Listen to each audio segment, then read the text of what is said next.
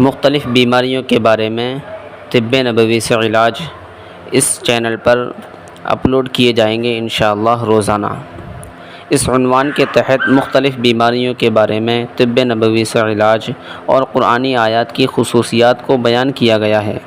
इससे जहाँ दूसरे फ़ायदे होंगे, वहीं इस्लाम के मुताल्लिक़ मुकम्मल दस्तूर ज़िंदगी और कामिल निज़ाम हयात होने का यकीन भी पैदा होगा। इलाज नंबर 1।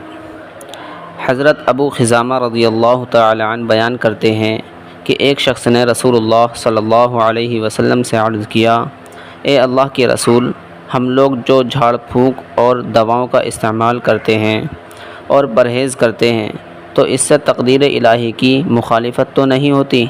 रसूलुल्लाह सल्लल्लाहु अलैहि वसल्लम ने फ़रमाया, ये भी तक़दीर इलाही है। तिर्मिज़ी शरीफ 2148।